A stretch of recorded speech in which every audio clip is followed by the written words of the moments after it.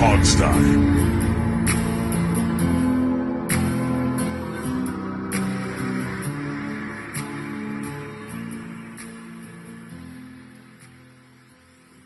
Hello there and happy 4th of July, everybody. Welcome to the show. I hope that if you're listening to this on the 4th of July, that you have a hot dog in two hands and a beer in a third hand and a sparkler in the fourth hand. You're Goro. You're Goro from Are Mortal you just Kombat. going to make everybody drink? What about I'm those gonna of us make- who don't drink? Well, that's un-American, Steve. I don't know I what to don't tell drink you. alcohol. Don't make me have a beer in my You can hand. have a non-alcoholic beer. No, I can't. You I don't have want to that. drink a I don't cold have to do anything. beer-like beverage because I that do pisses not. off the British. Good. Well, see, that's the beauty of this I don't country, care. Steve. You can live outside the norm and be perfectly fine and be Never- free to do so, and that's never great. never tell me what to do. It doesn't ever go well. And you're in the Uh, perfect country setting for that, Steve. Right.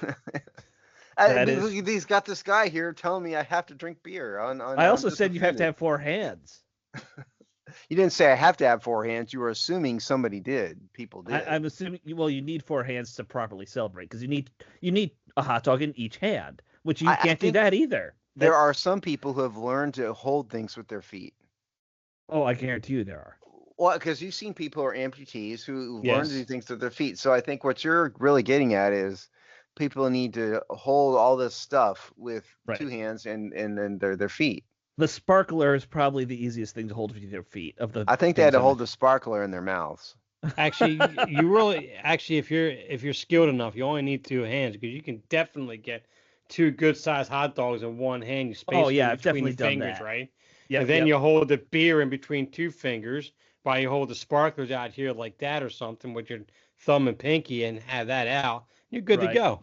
Just Now, make sure the I sparklers are pointing down so when you drink the beer, you're not it getting doesn't it in your poke eye. you in That's the all. eye. Yeah, Yes. yeah. You don't want a sparkler in the eye. That's a good way to ruin the 4th of July, everybody. I don't eat hot dogs either. Can you give me another food I'm allowed to have but a hot dog? A nice grilled Unseasoned chicken. Yeah, okay. Yeah, so Yeah. I'm allowed to have that. I just want to make check-in with Absolutely. Dad here. Hey, Alex. you know what? Grilled chicken is also perfectly acceptable on any 4th of July barbecue. Oh, it's always think- there. Absolutely. Yeah. Yes. I'm going to be doing like an 8-pound pork butt on the rotisserie myself. I'm actually not doing hot dogs. I'm doing that. So that's my move. Is this So that something sounds it's going to good. take you like 12 hours to cook? It'll probably be on there for 2 to 3 hours at least. Because I Yeah. still think like the most Steve and Alex thing that's ever happened is back when I was on Twitter, remember you said you spent like hours and hours making some kind of special bacon, and my response was I microwaved ours for 30 I seconds. remember that. Yep. Yeah. Definitely the case. Yeah, that was the Uh, most Steve and Alex thing ever. That's the very difference is between us. That's for sure.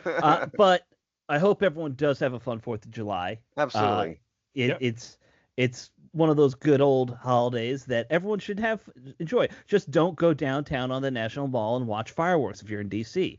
That's Why like not? you got to sit there for like 12 hours straight till Once you get there, you can't leave. Is that it? Yeah, it's like the 4th of July situation or New Year's situation in Times Square. Yeah, there's no way you'd make me do that. Yeah, you I get there at always thought that was noon. pointless. Get there at noon.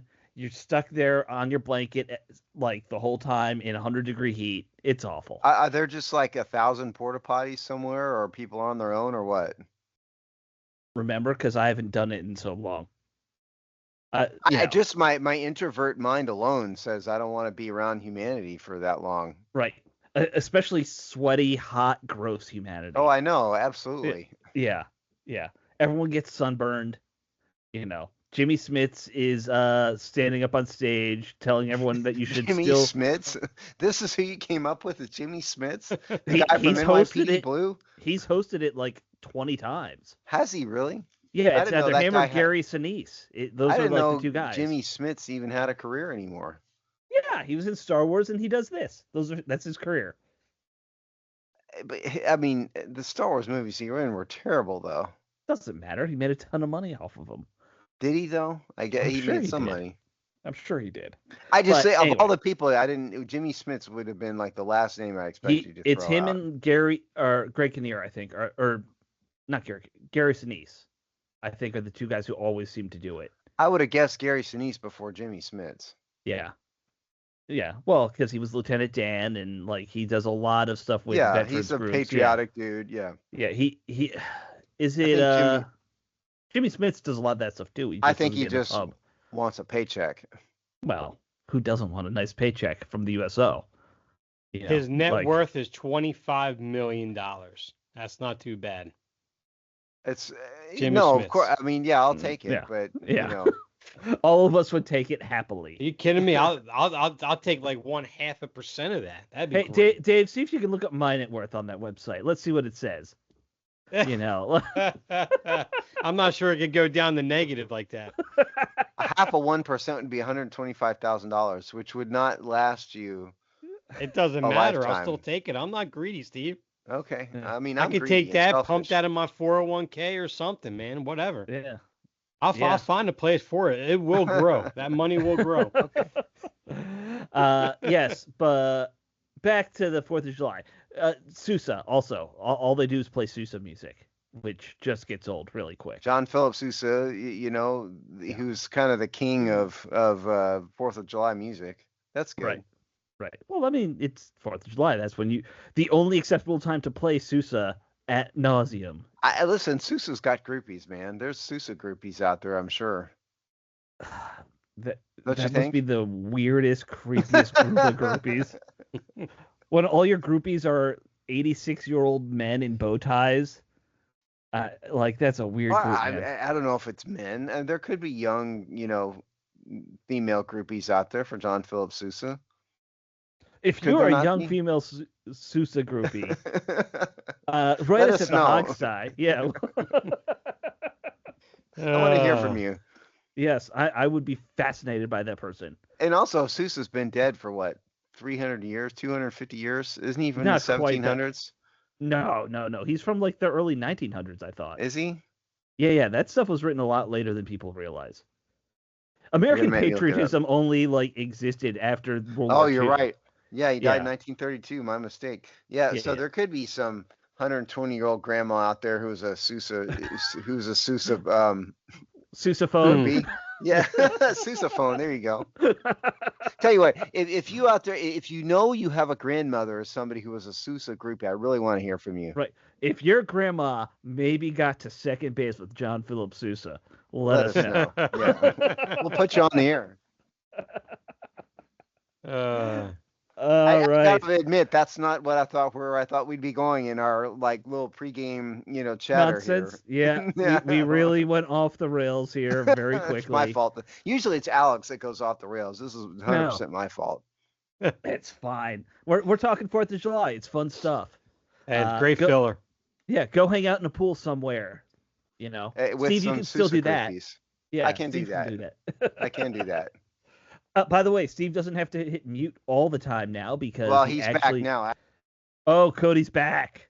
Oh boy, Yeah, Kobe's now right here. Say hi to everybody, Kobe.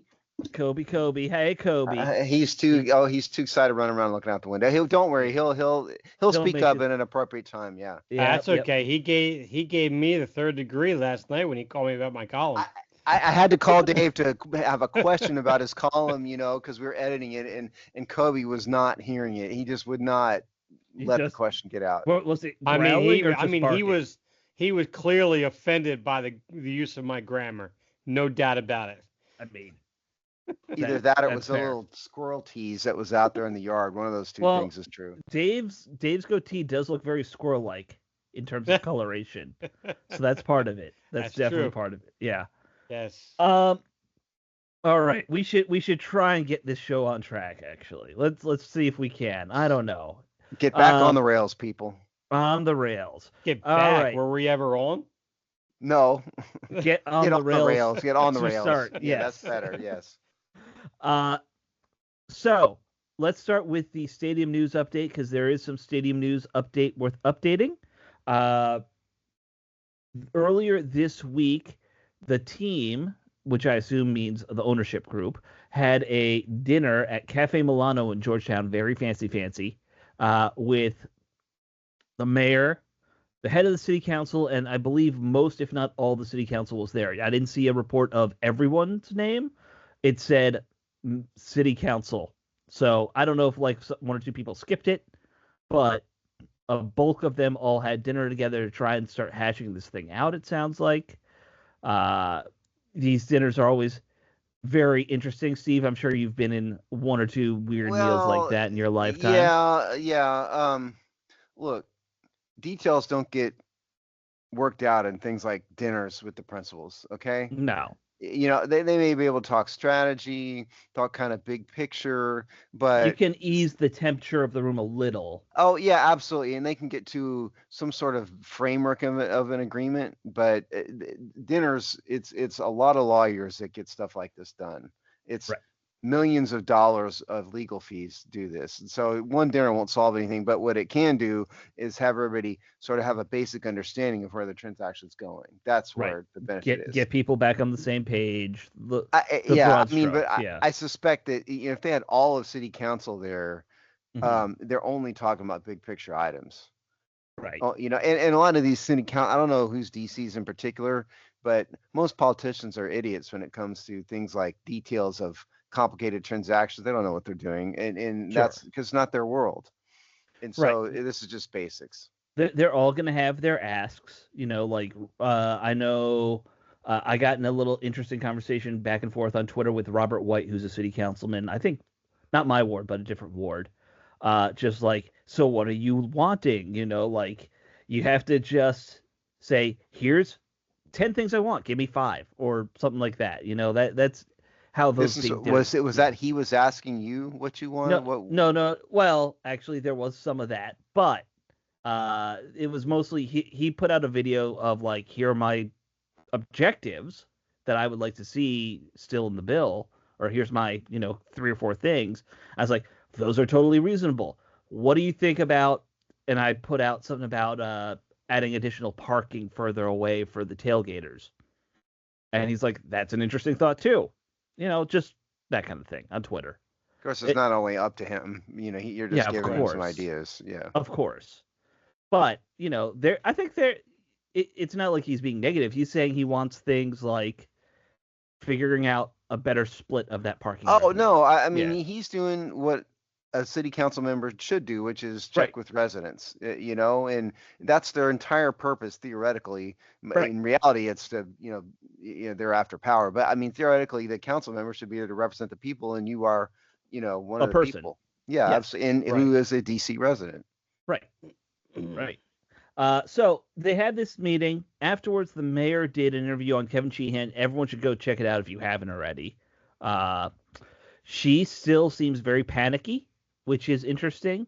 She doesn't talk like it, but she said her level of concern is a 4 out of 5, which seems high for like everyone still seems to be on the same page. But I think they are so obsessed with the timeline of this thing hitting before the end of July. It's insane. I don't think it's realistic. It's the whole timeline is what Josh Harris has been so keen on, that he wants this thing in the works, done, and pretty much stadium open by 2030. I got news for you guys. It can take years to negotiate stuff like this sometimes. Okay. Oh yeah. And Josh Harris can press for July if he wants, and I'm sure that's a goal, but that's like record time. Really. And listen, and Muriel Bowser is, I don't have a lot of respect for her. She's kind of I don't know. She's never struck me as particularly smart or a good leader or any of that. She's a politician. So I wouldn't put a lot of stock in her. It's more about her legacy type. Yeah, I mean, I'm not that I'm a DC resident, so just me watching from afar, but I think the more you keep her out of it, probably the better. And mayors at this level don't get involved in the details like this too much either. They're big picture. So what's the typical average timeline would you say that you've, I don't know if you witnessed or if you known of or whatever, that you see these things in the preliminaries take? I'm sure Steve has some very detailed ones. He could give you like a day by day on some of these. Some of it, yeah. I don't want to get too. I can't get. I'm talking about overall length of time. I mean, again, I've seen. I can give you 2 comps too once you're done, Steve. I mean, I've seen it take years in some cases. Mhm. And even in a good transaction, you're talking, it could be a year or more, even in one that goes really smoothly, because this is really, really complicated. Mhm. This is not building a Wendy's. And No. so I don't see how anybody could get something like this done in a month. And especially the hard part for this is the financing. Financing for this stuff is really complicated. And in this, the government, the District of Columbia is going to have to issue bonds. You can't Right. just issue bonds in a day. And there's going to be construction loans. You don't just close construction loans on 60, what 100 and what was it, 128 acres in Yeah. 100. DC, and Yep. there's environmental studies to do. I mean, it's not something that's done quickly. I mean, I have worked on a lot smaller projects that have taken 2 years for Mhm. a lot smaller than that. And And that's I've to had just bigger hit one. I've dirt. had bigger ones Mhm. go quickly, but Mhm. I think Josh Harris may have a stated goal of July or whatever. I didn't hear him say that. I'll take your word for it. That's Yeah. just not realistic. It may be realistic to get the basic framework done, but in terms of getting everything done, that's just impossible. It's I think impossible. I think that's when they're hoping the city council would have the contract signed on their part and approved. I don't know how. I mean, again, it depends Yeah. what you're talking about. I mean, city Yeah. council sign off on a basic framework, sure, but they're not going to get half a Right. billion dollars in bonds issued. Oh no, not that quickly. Of course No, not. no. So, Dave, to answer two comps to answer your question from local here in DC. Nationals Park, when City Council had that come before them, they took 11 months to study that. See, there you And go. yeah. Yeah. Now, Audi Field, which smaller soccer stadium here in DC, they spent 6 months. So those And when are you say studying, what do you mean by studying? do these background reports like from the day that they were handed, here's the proposal from the mayor's office for as part of the budget to when they voted on it. That's the timeline. Yeah, again, yeah. I mean, for complicated, I mean, again, I can see a couple of years. And so if Josh Harris wants a stadium to be open by 2030, is that it? And Yeah. so you got to give, so a construction project like that's going to be at a minimum 2 years, realistically at least. And so you're talking Right. about 2028 start of construction. And so now it's halfway through 2025. Give it 2 years to negotiate all of the financing, all the everything. I mean, it's Hmm. doable. It is doable. Yeah. And they've got Uh, like a year maybe in there of leeway, at so least. apparently the rush is in part because they want to attract the Women's World Cup as part of this, which to do that they need to have some kind of agreement saying we're going to be building a stadium by like late September. I guess that's when they would have to submit it for the Well, Women's World Cup. they could get kind of a plan approved, Right. Right. by then. Yeah. But the financing, I don't know how they get bonds issued Oh no, no. I valued think the that fast. financing, you're right. That's going to take them a lot longer than they're talking about, obviously. I think that they're just looking for city council signs off on it, mayor's already signed off on it, everyone's happy, we're going forward. Yeah, That you could do that. So that's kind of the update. The city council has been working on. They hired. Remember, we talked about this guy, Robert Bob. They hired him to do a financial report analysis to give to the city council. Supposedly, that's almost done. And I heard on that interview, the mayor said that the draft of that should be ready before the 4th of July. So they'll have that. So that gives them something to start working on and reading. Uh, like politicians actually ever read anything that they're handed, and they don't hand it to an intern and say, summarize this for me. But that's kind of where we are on that. And, look, it doesn't really impact you, Dave. It doesn't impact Steve because you guys are obviously very far away. But, for Right. me as a local who I can literally walk to the RFK site from my house, like it is exciting. So I mean, I could walk to RFK from my house. It just would take longer. much longer. And I would have no desire to walk to RFK I from wouldn't. my house. That is No. true. No. Your walk would actually be nicer than Steve's because it would be cooler. Steve has to walk through the whole deep south. Oh, it'd also be Yeah. about 2,000 miles. So yeah, that's not good. You could be like that song where the guy just walks 500 miles and 500 more. And, And 500 more and 500 more. A bad pop song from the 80s. Yep.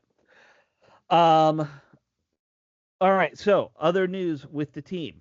Training camp was announced today, and it was announced at 11 o'clock. If you didn't get your tickets by about 11:20, you're boned, because that's about how quickly they sold out of training camp tickets this year, which is it's absurd because they didn't release a lot of dates. So if you're a season ticket member like Dave, July 28th, 31st, and August 4th were special season ticket holder days. So only season ticket holders could get those tickets. Are you going to participate, Dave? That is still up in the air. I am not sure. If you didn't book or block off tickets, you're already too late, is what I hear. We will try, people. I gotta look at my email again, because when I got my email, it sounded like initially when I just skimmed through it that pretty much every season ticket holder is pretty much reserved a spot. All they gotta do is pick a day. Oh, really? Interesting. I think I gotta look at it again. I just looked at it real quick. Yeah. So- The hard part is, I believe at least one or two of those is a work day, right? The 20. I don't have a calendar in front of me. I'm trying to pull one up on my phone. Well, just read the dates off if you have the dates. Yeah, right? yeah. So July 28th, July 31st, and August 1st are the dates. So that's the that's the date for the season ticket holders. That's a Monday, a Tuesday, and another Monday. So those are fantastic days. Yeah, so that'd be a no, and no. We will try to get credentialed for training camp like we always try. It may not work because the new PR office does not play like the old one. No. But we will try to get you guys some insights, but there's no promise. I do not hold out a ton of hope. Yeah, I wouldn't either. And then in terms of the ones for the general public that already sold out, it was the 27th, which is a Sunday, the 29th, which is a Tuesday, and then August 2nd, which is on the weekend. I would just like to remind everybody, it took us a few years to get in with the old office too. So it may work out eventually, but we're behind the 8 ball. I think it's pretty lousy. They only gave the fans three days, though. That kind of stinks. Yeah, even if you want to say 6, it actually puts them at the least amount of training camp days in the league, is what I understand. Right. And that just seems like a mistake. Like, especially you should want this year. Yeah, you should want as many fans coming to watch you practice. You have an opportunity right now to build a whole new generation of fans, and it's the best way to do it. Is dads bringing their sons and their daughters to watch the game? I don't really get it. I just think it's not pro fan. It's not fan friendly. It's a kind of a weird way to do it. I don't get it at all. Right. Now, I will say, driving out to the Redskins park out there in Ashburn, it's awful, and the parking's terrible, and getting in and out is not easy for that many people, because that facility is not designed for this. Where it's only awful for you because you live in D.C. There's people in Virginia who would think it's a great drive. No, because driving anywhere in Virginia is awful.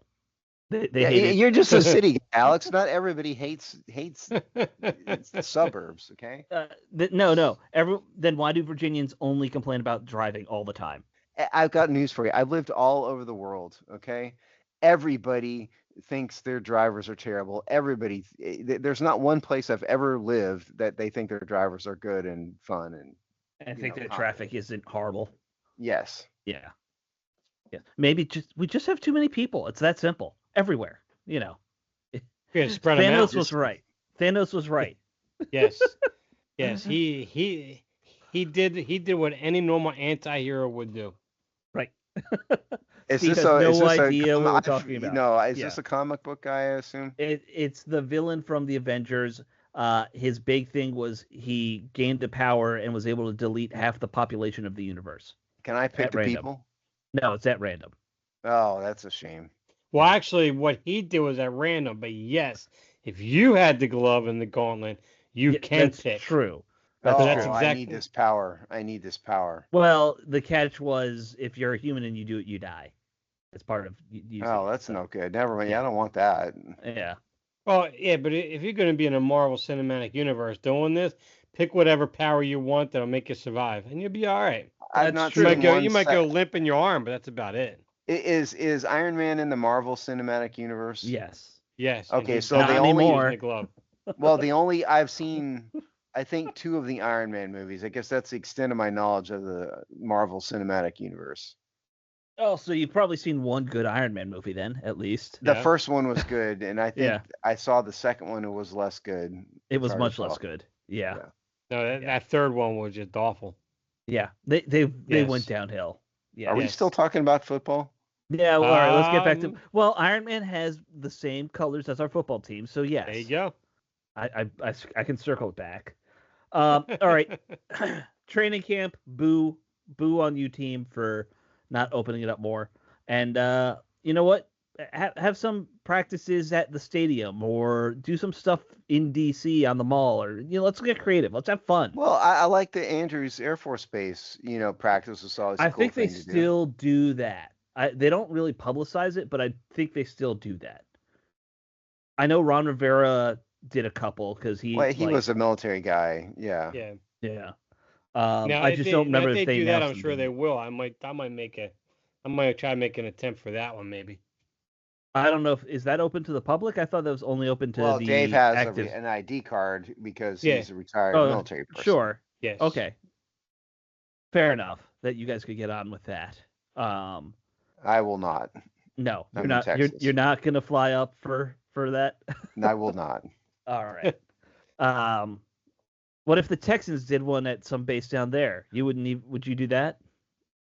I'm probably not. No. No. I mean, Also, depends on how just far I'd be- have to go, and I don't know. I mean, I'm not It a also huge just would Texans be fan. hot.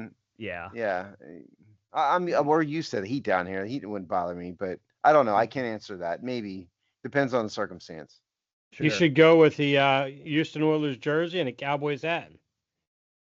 The day I wear a Cowboys hat to anything is a cowboy hat is the last day on this earth. I will never wear a cowboy hat. That's how we'll know if Steve is in a mental health crisis. Yeah, There you I go. will never wear a cowboy hat. And If I show up on this show in a cowboy hat, call the Funny Farm. so that thing my buddy made is not an accurate representation of Steve. That is absolutely not. Well, no. maybe maybe there should be a caricature done of him in a cowboy hat and a straight jacket. Mauricio, feel free, do another one. Now I will say, I will be honest. For the first 3 minutes of this conversation, I was assuming a Cowboys football team hat. You said cowboy hat. I thought you said cowboy hat. That's why I said that. You can use that in any way you want. Cowboy But team. I'm not gonna cowboy wear. hat, I'm not whichever. gonna wear a Cowboys hat either. So Yeah. But no, it's I was equally- talking about the cowboy hat because I know he's not a big fan of cowboy hats, and No. also the boots. I think you were not a big fan of. I'm either, not right? doing boots. I'm not gonna say Right. why. I don't want to get into the circumstances, but I did tell him the story about I refused to wear Western gear to an event. Yeah. Yes. Recently. it was- Yeah. yeah. Our just so it's a different totally world random. down there, man. It's a different world down there. It was a big deal event too. It was. All right. Speaking of big deal events, let's talk about something that's coming up on July 9th, and that is that the team has officially announced the announcement of their unveiling of the new alternate jersey that they're working on. Rumors are pretty heavily pointing to this being some kind of throwback to an old Redskins looking uniform. Yeah. Steve is falling asleep. Try as not I to talk. fall asleep. Yeah. Yeah. Try not to. Yes. Keep going. But it's sounding like it's going to be a throwback, and that this is part one of a plan, as they've said, to eventually get rid of the uniforms that Jason Wright came up with as fast as humanly possible, because that was the worst executed redesign and rebrand of a team ever done. Good job, guys. Yeah. Look. I mean, You don't care about uniforms, but I don't, and I hate the name, and But that having been said, I think it's worthwhile for them to do it. I think they should erase the past. Alex was 100% right that the way, even putting aside it was a ridiculous name, and we should have kept Redskins, all of that stuff. It was the most ham-fisted thing possible, and the uniforms are stupid. And so if they move to kind of erase that, that's a good thing. And put me, I'm weird, and ignore you're my not that opinion. weird. You're actually very much in a normal. I'm the weird one. I fully admit my obsession with uniforms is not usual. It's not normal. Yeah. Well, the one thing I thought I caught a snippet of, which is if they're going to stick with the black jerseys, is that apparently they're going to incorporate a lot more of the burgundy and gold on the jerseys. And I believe, like that Sean Taylor jersey that I showed before, the black one with the burgundy number and the gold and white trim. I think if I read that correctly, they're looking at doing something along that nature if they stick with the black uniform. Do people understand that is not a team color? Black? No, black is not a team color. But at least if you get the burgundy and gold on it somewhere, it won't look like the Steelers. Black is not a team color, to repeat. No. I know. I mean, the only thing that was black was the hair of the Native American in the logo, but that doesn't really count. I agree. It's not a team color. I don't even like having white jerseys. I think we should only wear burgundy all the time, like in the 1930s. I agree with that 100%. Yeah. I wouldn't. I actually liked the one throwbacks we had in the early 2000s with the dark burgundy and the actual gold color, the true gold, not the yellow mustard gold that we have. Yeah. I really could care less about shades of colors, but that's just me. Yeah, Steve is colorblind, as we know. So I'm not colorblind. I just don't care. This is a God's honest truth. My office has green carpet. I did not notice the carpet was green until somebody mentioned it more than 2 years after I had started working there. And it's not because I'm colorblind, it's because I don't care. Yeah. That's the truth. So different shades of gold. I just keep the uniforms the way they were. That's all I would ask. Yeah, or at least very close to the traditional look. Yeah.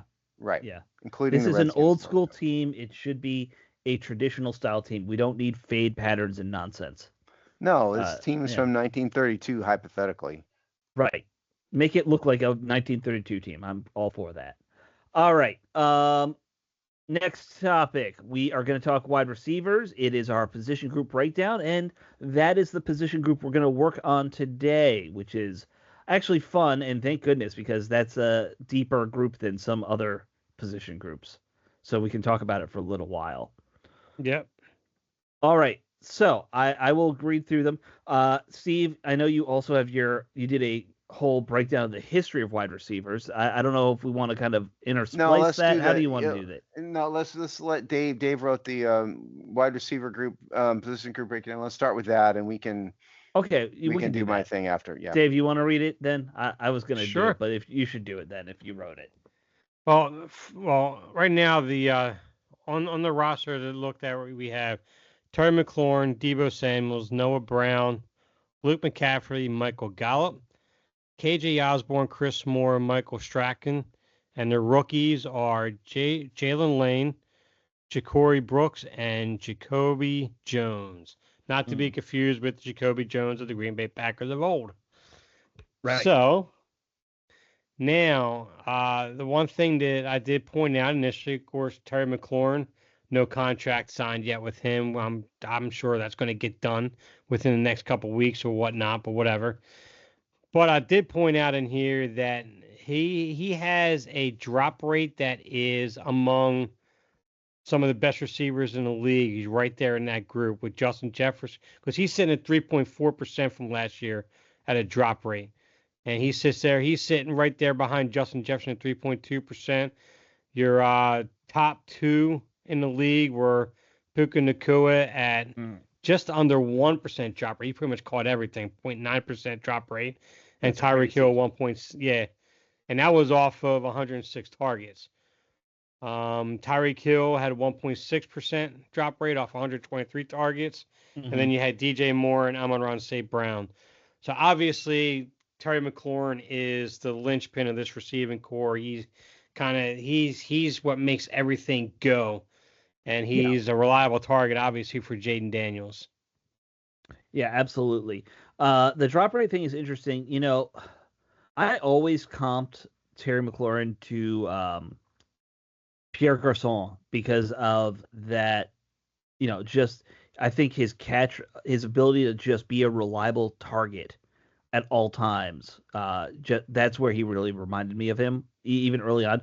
People always said, well, you know, different build, different skill set otherwise, but his hands are just so good. Well, it's not that different. Incredible. I mean, they both were ex receivers. You know, the number one target. You know, and Garcon statistically is one of Washington's better receivers, as we'll get to. It's not a horrible comp. You know, and like Garcon isn't overly dynamic, or wasn't like overly dynamic in his approach to the position. McLaurin is slightly more, but he's not Deshaun, Jackson either. And so I don't think it's a crazy comparison, especially for Washington fans. They're about the same size and build too, really, roughly, when you look at them. Yeah. Garcon might have been a touch bigger, but not much. I think Garcon brought more of I think he was a bit more of a technical route runner than what McLaurin was. Fair. And McLaurin was, I mean, is an excellent route runner, but it's from what I remember with Garcon, he had a full route tree. And he was very, very tough off the line, and he didn't give away any of his routes whenever he broke off. Maybe into him, just a bit more physical too, Garcon. Oh yeah, McLaurin, but yeah. That was going to be my input, and I think Garcon was a more physical receiver than McLaurin was, but I don't think it's totally wacky to compare the two. Yeah. No. Yeah. Anyway, the contract thing. I'm starting to get a little worried that we haven't heard anything yet. I know we got 3 weeks till camp. I think I think if it gets to camp, it's over for, because I don't think they'll want to do that during the. If it gets to the middle of camp, it'll be over, I think, and for the year. Well, from what I understand, I think McLaurin's camp is looking for anything somewhere north of 35 million annual a year, and Washington's like right around 31. I told you guys that was I told you guys, that was the ballpark. Yeah. I did the valuation. That was exactly his. I don't think he's probably 35. I mean, I think it's kind of low 30s average annual value. It may be years too. Maybe they're asking for 5 years, and they're not going to get 5 years. Probably going to be 4. Right. It may be that. Yeah, because it may be guaranteed money. How much guaranteed money? It could be that, because the average annual value isn't really the best number to pay attention to. That's a number that you can scream from the mountaintops if you're an agent, but that's not how much money is going to go into the guy's pocket. Well, that's usually a number that you hear most, because that's what most people just kind of would, it's a lot easier for them to understand average annual salary as opposed to total guarantees and. I spent a long time learning how to do the intricacies of contracts. So yeah. So it's not easy the way the NFL does it either. No, it's complicated. Yeah, it's highly. Is the NFL the most complicated of all the big sports leagues? Basketball's got some weird stuff. Basketball's got a lot of weird categories. Yeah, their salary cap is more complicated. Their salary cap's a lot more complicated than the NFL's. Yeah, and what baseball carries a luxury cap, which most teams break, and but their baseball contracts are guaranteed. Easier. They're easier because they're just guaranteed contracts. Yeah, and there are categories with baseball, too, but it's much less complicated. Right, you can defer money like Bobby Bonilla, or we just saw that. I mean, Shohei Ohtani is now the king of deferred money. Right, but he deferred like $600 million. I mean, it was a lot. Yeah. With the type of money that these guys are making, you almost have to, as a owner, do that. I feel like. It'd be tough Well, to. I don't want to get it. I don't want to get Yeah. it. We did a Well, whole story on. If you want to listen to it, go on IJB, and we did this. I don't know, Yep. 6 months ago. You can Google Shohei Ohtani, and I did a whole thing on it that I couldn't repeat now because Yeah. I haven't studied it for a while. Yep. All right. Well, let's move on with the receivers. All right. Debo Samuel, I assume is number 2. Is the next one we'll talk about. Yeah, Debo Samuel. Now he carries a career 7.4 drop rate. Actually, he had 7.4 drop rate last year. Career average is 7.6%. So he is almost more than double to what McLaurin brings to the table. But he also brings a dynamic aspect to this offense that we all know, which they just didn't really have last year at all, because they had a bunch of Jags after McLaurin last year anyway. So, and I'm sure the team and the fan base is kind of looking for a little bit of a resurgence in his production from 2021 season, where he had 1,770 total scrimmage yards with 77 receptions on 121 targets and 14 touchdowns. Plus, of course, they can utilize him in a return game if someone like one of their rookies, Jalen Lane. Jalen Lane doesn't pan out to be that guy for him. So, and of course, am I wrong in running thinking? game, Am I wrong in thinking that Debo Samuel looked like a giant fatty in video? Did I not see that? Actually, the videos now you see of him, he's completely jacked. He is okay. He's definitely whatever fat he had is gone. It's all muscle, and he's out there running routes, running hard. He's doing everything. Okay. Somebody posted something on our comment section I watched for 10 seconds. That was like the first day of OTAs or something. Yeah. Yeah, because George Kittle came out like a month ago and just told everyone, I played this guy for years. Relax. He will be ready to go. So yeah. Debo's kind of got a bit of a reputation where he takes it easy in the off season and puts on some weight and then drops it for the regular season. I think it's dumb, but whatever works for him. Yeah. I mean, it's working okay. Now, I think the interesting question with him is he's getting up there in age. Will you still want to use him in that running back receiver hybrid stuff as much? That's his whole game. Yes. Yeah. It's got to work. Otherwise, what's the point? Right. Look, he's only signed through 2025. Okay. He's only got 1 year on this thing. I know. It's got to work again, or otherwise, I don't know why he would be here if he's not going to do that. I mean, if nothing else, you have his threat in the running game.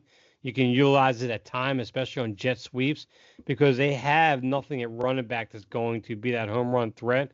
And he can just, at bare minimum, he can help open up holes through this defense, because they have to account for him when he's going in motion. So it'll give someone like Brian Robinson Jr., a chance to hit that second level a little bit easier. Yeah. I mean, here's hoping they can find creative ways to get him the ball still. A part of me, the cynic in me, thinks that Debo Samuel may be more of a name than a thing at this point in his career. I mean, he's had some down years, there's a reason that, he was allowed to come to DC in the first place. Okay. Right. He's a big name. He's had a tremendous amount of success, but the fact of the matter is his past 2 seasons have not been nearly as productive. And so you talked about it in your column, Dave, that hopefully he can get back to 2021? Yeah, 21. Yeah. Hopefully. We'll see. But I'm not trying to be completely negative about it, but just the realist in me says it's probably unlikely. Yeah, not saying it's going to be a flop, but I mean, I think he will still be able to put up 1,000 net yards, rushing combined, receiving. maybe. Yeah. We'll see. I mean, the one thing you have to also remember too, this is a contract year for him, so he's probably going to do a lot more this year to try to get that next contract, get one more contract, if not from Washington, from somebody else. So you could see an uptick in his production as long as he stays healthy. But 2021, where he has over 1,700 scrimmage yards, that might be a bit of a reach. It's going to be tough for Washington to pay Terry McLaurin and Debo Samuel, I'd think. Oh, yeah. Well, and the truth of the matter is totally that 2021 is an outlier. Mm-hmm. If you really look at his stats, it's an outlier. The rest of his years have been more like a slightly tarted up version of last year. Yeah. Last year 49ers bit of a down year, but not that much of a down year. His real down year receiving wise was actually 2022. That was even worse than last year. So I think what the 49ers saw is a guy who peaked and he's kind of regressed to the mean. That's what I think. And I think that's, you may be right, David. It's a contract year. He maybe go all out. Hopefully it'll work, for Washington's sake. But I would temper your expectations. Yeah. But I think his mean being, somewhere between a number 2 and a number 3 for the next couple of years of his career is where that could be okay. Yeah. But don't expect a Pro Bowler, Right. Now, right. Now, granted, Washington could be looking at it. Well, we're going to need another year of development for Luke McCaffrey before he can maybe become something. And then a guy like Jalen Lane is a guy they can groom to be their next Deebo Samuels going forward, because he could do a lot of what Deebo does on the field, plus adds much more of a dynamic to the return game. So it could be more of a stopgap move for them this year with Deebo Samuels until like these two guys I just mentioned are ready to kind of come up and play a bigger role in the offense. Jalen Lane's going to get his opportunity. He will, absolutely. Yeah. Where do you want to go next, Dave? I'm actually going to jump to Michael Gallup because he's a bit of an interesting guy on this roster because he played last season in 2023 with the Cowboys. In 2019-2020, he had over 100 targets each, and he eclipsed 800 yards receiving with 2019 over 1,100 yards. Now, I'm not saying that's the receiver we got in him, because he does also have a 7.5% drop rate. But what he does bring some potential and some upside on a guy to where if Noah Brown, who has a 7.1% drop rate, who's often injured, if he we don't know what his injury is still, which is correct. So if he can't even start the season, finish year or whatever, I think Michael Gallup is that guy that can kind of sneak in there and be a little productive in that Noah Brown role. Because we can't really count on Noah Brown because look what happened last year and what he is now. I think he's got a serious injury. I mean, we would have heard if it wasn't serious. And Michael Gallup is a solid professional. Is that fair? Veteran professional. He can come in and I think he can probably fill Noah Brown's shoes. Yeah. And the drop rate stinks, but he's not the only one that's high drop rate out there. Yeah, look, he had one great year in Dallas. It's similar to the Deebo thing, little way that, one crazy year, everyone went nuts. Remember the Cowboys said, oh, he's going to be our future number 1 receiver, and they got rid of a bunch of talent. And we're like, we're going to build around that guy, and it did not work out for them. No. But the last 3 seasons that he played there, 445 yards, 424 yards, 418 yards. Pretty consistent. Those are number 4 receiver numbers. Let's not pretend they're not. But he's a solid professional, like you said, Steve, and he'll be a reliable 4th option. Yeah, he's kind of the Walmart version of Deebo Samuel, maybe in terms of production. Yeah, because his best year wasn't at Samuel's level, and these past 3 years have been lower than Samuel's. So it's not quite the same, but they followed the same path. Right. Now, one receiver that we picked up last year and never even made the roster, kept on the practice squad, is KJ Osborne. He's a bit under the radar because he has a career 3.8% drop rate. In his 3 seasons with Minnesota, he had 158 receptions off 247 targets and a 3.6% drop rate during that run. Averaged 11.7 yards per reception. He's a guy right here that could sneak in, I think easily sneak to the back end of this roster for this position group. But he's a guy that could really kind of push even potentially Noah Brown off the roster if he can't seem to get injured reserve. I mean, you can't cut a guy on injured reserve. Yeah. And he's also a guy that could very well just even leapfrog on Michael Gallup because he's a consistent receiver. He's a good route runner, and he's clearly has good hands. So he's going to be he's another interesting name on this roster. So Noah Brown is only signed through 2025 as well. Most of these guys are only signed through this year. The only players who actually are signed past this year, Ja'Cory Brooks, who's just signed this year. Obviously, Jalen Lane, Jacoby Jones, and Luke McCaffrey, and that's it. The rest of these guys are all on 1-year prove-it deals or the end of the contract. Yeah, I mean, look, but that's how you build a lot of your. Well, that's what I'm not saying it's anyway, even at right? fault. I think that's probably a good thing. I mean, this is the way to determine the 3 or 4 guys who can really play, if there are 3 or 4. Right. And I think there are. Unfortunately, I think 2 of them are going to cost you a lot of money if you want to go that route long term. It's a good point, though. The concern I have with Noah Brown being out is we're back to having a pretty small height-wise group here. But we can get into that a little bit more. Where do you want to go next, Dave? Well, right now, before you do that, height-wise, the undrafted the free agent signing Lawrence Cager, he's enormous. He's 6'5", and so there's that. And then Jacoby Jones is also big. He's 6'3", and so like those are the big guys. The rest of them, kind of hovering at around 6 foot. And Luke McCaffrey's not small either. So they have some options. Yeah, they have some options. Yeah. Sorry, go ahead. Yeah, go ahead.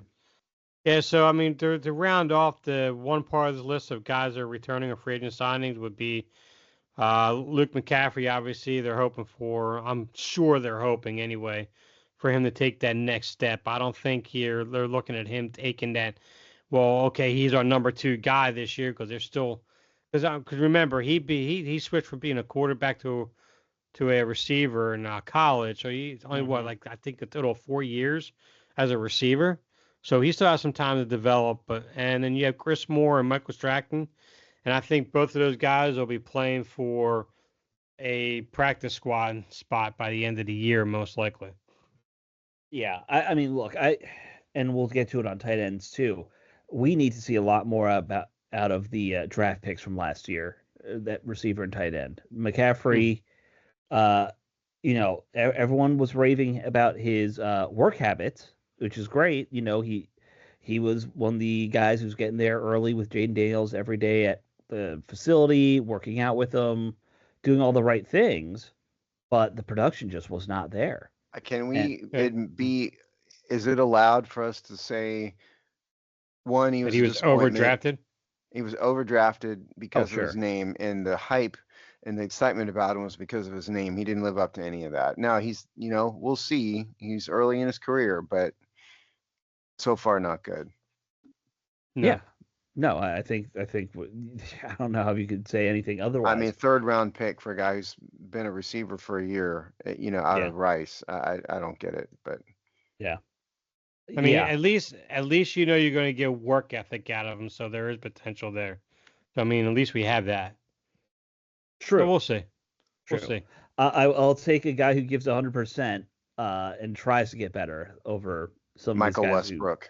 Yes. Over Michael Westbrook type. Yes. Sure. Or over a guy who takes a nap in the inside the red zone on the field.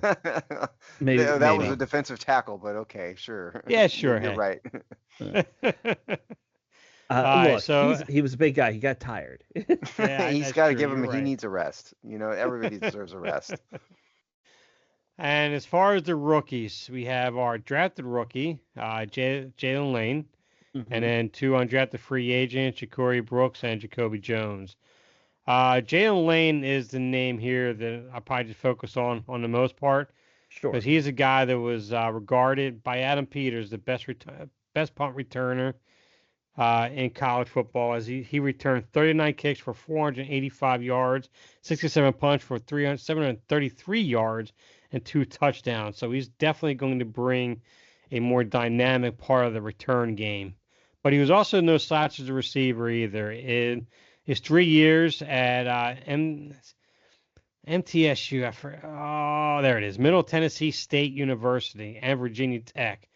In 3 years at Middle Tennessee State, he amassed 124 receptions, 1,528 yards, averaging 12.3 yards per reception, and a total of 1,626 scrimmage yards. And he totaled 79 receptions, 1,004 yards at Virginia Tech for 12.7 yards per reception, and 1,171 scrimmage yards, and 10 total touchdowns for Virginia Tech.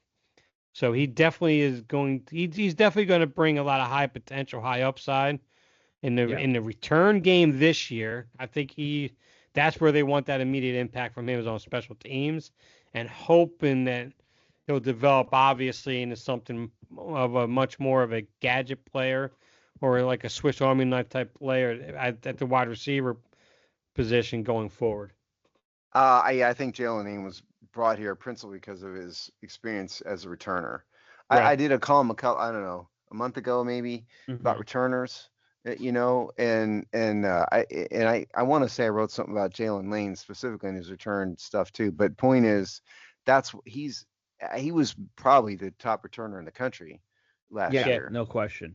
Yeah, and so that's why he's here. There's no doubt. I mean, if he brings something as a receiver, great. But I think they're looking for a plus level returner. And I think he will be a good solid returner, and we haven't had a good punt returner in a long time. I went over this. There haven't been one forever. Yeah, really good one. Brandon kick Banks. Returners. Yeah, kick returners you can find anywhere. Punt returners are the ones that are tough. Well, the rules with the kickoffs are so different now. It's hard to accurately judge. Yeah, exactly. But that's why punt returners are more important now. Absolutely. Yeah. I do think Jalen Lane, though, is going to fit in nicely, finding a role as like a classic small slot guy right away. That would be where he would, logically go. Right. I think I would not be surprised if he becomes the third receiver in that kind of role by midseason, if not earlier. Well, I mean, the roster's kind of wide open for that. Yeah. I think it's too early to tell. I mean, that would certainly be a successful, a great thing for him. I'm just personally optimistic about him. When I watched all the rookie receivers, he stood out for. He's kind of the one that's caught the attention of the fan base for whatever reason. Probably because he's from Virginia Tech. Oh yeah, that's a big part of it for the fans. And when you also look at this receiving group, I mean, there's some names to get excited about by most people, but to be fair and honest, he has a really good opportunity to work up this depth chart rather quickly, because the back half of the depth chart, even though I talked about KJ Osborne and him being intriguing and Michael Gallup, he could easily work up past those two by midseason, to be honest with you. Well, I think part of it is also with like young receivers, finding that first role for them is such an important aspect of, them becoming successful. Yeah. I think that was part of Luke McCaffrey's problem. They're like, well, we're going to make him a big slot receiver, but he didn't really have the twitch you need to be a slot receiver. I don't think that's what makes sense for him. They're still trying to figure out what Luke McCaffrey can do. There's big guys a lot of times can do well in the slot because their patterns are taking them directly into linebackers across the middle of the field, and so they're not all small twitchy guys. Yeah. No, but they need to be able to. That's why you have tight ends that can essentially do the same thing. Right. A big slot is typically just like how we use tight ends now. And that's what Luke McCaffrey can. That's what they want him to be. Yes. But I don't know if he's got that build and that. No, well, I mean, he wasn't good at it. He didn't do much last year, Yeah. So that's why I'm excited about Lane, though. I think you can easily see where his role will be, as not just special teams. He's definitely somebody to watch. Yeah. Yep. All right, so that covers the kicking group. Steve, I know you wrote something about the history of the the receiving group. You wrote about the history of receivers in Washington. Why don't you give us a quick breakdown of that to close out the show? Yeah, we're kind of running out of time here. So, so I've been doing over the past few weeks, sort of diving into Washington history. I did running backs, did kick returners. This week's receivers. Next week's going to be tight ends. by the way, Mm-hmm. starting that one. But in the receivers, it's first of all Art Monk, Charlie Taylor, and everybody else, and then Fair. Santana Moss right behind him. Where this really started was I was wondering if Terry McLaurin could catch Art Monk, and basically it'd have to take 6 years of him keeping at the same level of performance, which is probably one, they'll have to sign him again second time to get to 6 years, and two, Right. it may be unrealistic to expect somebody at the tail end of his career to still put up 1,000 yards. So Unless we're gonna he do this becomes really, Jerry Rice, yes. yeah, right. Yeah. So you can read this on the website, but I looked at total receptions, receiving yardage, receiving touchdowns, catch percentage, yards per reception for all the receivers. And just to summarize here, Monk, obviously receiving yards way ahead. Gary Clark's number 2. Monk was at a little over 12,000 yards. Gary Clark, 8,700 yards. Santana Moss, 7,800 yards. Charlie Taylor, 77. That's just receiving. As a receiver, there's a difference between Charlie Taylor as running back, had some catches, and that's not in here. Bobby Mitchell, Terry McLaurin is already 6th in his career at 6,300 yards, 6,379. Mhm.